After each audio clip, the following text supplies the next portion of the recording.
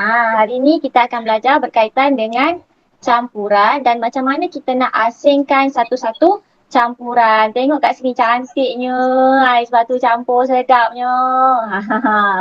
Okey, so topik kita hari ini berkaitan dengan campuran. Okey, so macam mana kita nak asingkan satu-satu campuran? Oh, itu dia punya main point yang kita nak belajar hari ini. Dan campuran tu sebenarnya apa? Sebelum ni kita dah belajar berkaitan dengan jadual berkala, kita dah belajar pasal atom, subatom, kita belajar pasal molekul, ion. Okey. So untuk hari ini kita akan belajar benda yang lagi simple. Okey. Kita akan belajar tentang campuran. Sebenarnya campuran ni apa? Campuran ni maksudnya bercampur lah. Kalau dah bercampur ni mesti lebih daripada satu. Okey.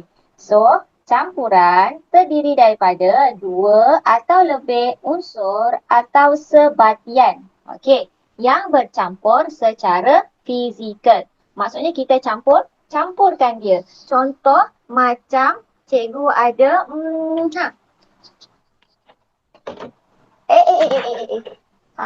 cikgu ada satu bekas ni. Okey, dalam bekas ni bercampur pensel dengan pen. Maksudnya ini adalah campuran lah ni. Okey, so dia bercampur secara fizikal. Sebab cikgu campur semua. Satu bekas ni cikgu campur pensel kat situ, pen pun kat situ. Okey, ini campuran bercampur secara fizikal. Dan dalam topik ni kita akan belajar beberapa contoh macam mana kita nak asingkan sesuatu campuran. Okey. So, boleh anda senaraikan beberapa contoh campuran lain yang sering anda gunakan? Okay, yang ini macam koktel. Kita ada apa? Kita ada air batu campur.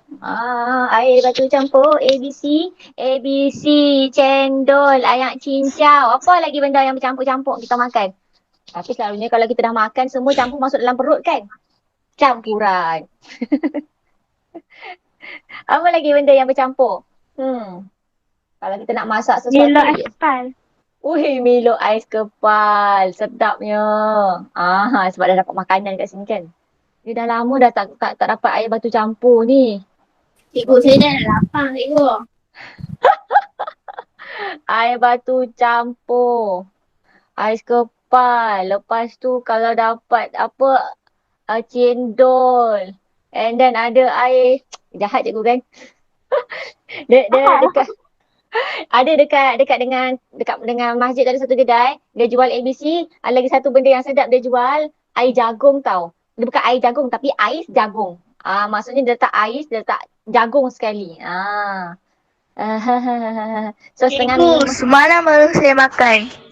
Makan apa? ABC. Alalah, Semalam. mana nak cari ABC ni? Saya makan cendol dah ada.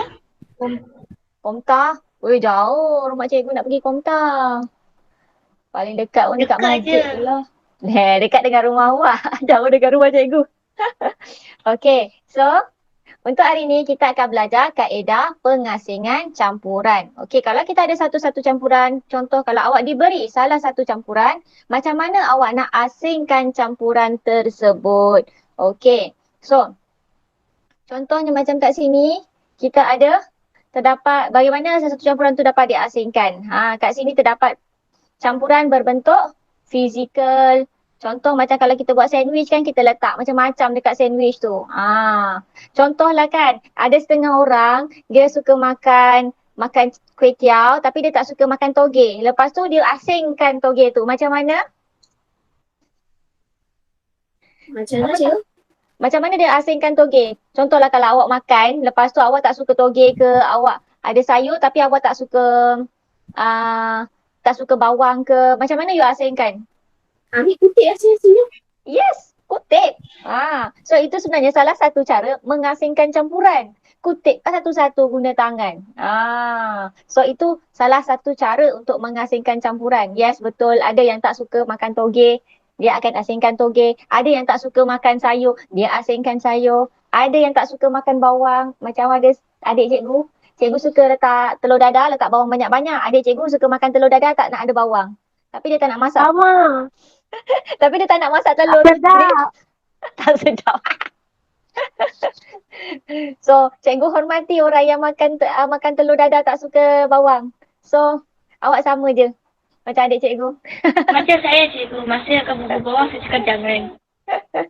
Tapi jangan risau, awak tetap boleh asingkan bawang tersebut menggunakan kaedah pengasingan. Kita kutip satu-satu. Kan? Cikgu. Kalau macam tu, awak masaklah sendiri telur dadah. Yes. Boleh tak macam tu? Alah, buat telur dadah senang je. Ya. Yeah. Kalau macam cikgu dulu, kalau cikgu suka yang macam ni, cikgu buat sendiri. Barulah mengikut cita rasa. Macam gitu. Okay. So, dekat sini ada beberapa teknik pengasingan campuran daripada komponen dia. Okay, yang itu teknik yang paling biasa kita kutip pakai tangan. So, dalam topik ni kita akan belajar beberapa teknik pengasingan. Okay, mungkin ada yang baru awak dengar. Mungkin awak dah pernah dengar sebelum ni. Okay, dekat sini kita ada 1, 2, 3, 4, 5, 6, 7. Okay, 7 cara teknik pengasingan. Dan hari ni cikgu akan tunjukkan 4 teknik dahulu iaitu penurasan, penyulingan, pemisahan menggunakan magnet dan juga pengenapan. Okey, so penurasan ni macam mana? Penyulingan ni macam mana? Cikgu akan tunjuk satu persatu. Okey. So contohnya macam kat sini benda asing dapat diasingkan daripada tepung dengan mengayak tepung. Ayak ini penting. Kalau nak ayak tepung tu kenapa? Kenapa kita perlu ayak tepung sebelum kita guna tepung tersebut? Bagi berketul. Satu, kita nak asingkan kalau ada berketul. And then second, kalau ada benda asing dalam tu. Mana tahulah ada kutu ke tepung tu. Pernah nampak kutu tepung? Tak. Kutu tepung dia warna hitam. Warna hitam dia suka makan, dia suka duduk dekat macam kekacang, gandum. So dia suka ada dekat situ. So dia makan dalam situ. So macam mana pun kalau kita nak guna kita tapis dulu lah. Kita asingkan dia. Kalau tak nanti kita punya cokodok ke apa ke sekali dengan binatang tu ada sekali. Okey. Kat sini ada. Cikgu. Ya. Cikgu.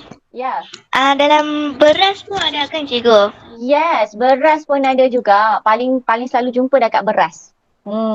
Yang tu dengan sama ke cikgu dalam tepung pun? Sama je.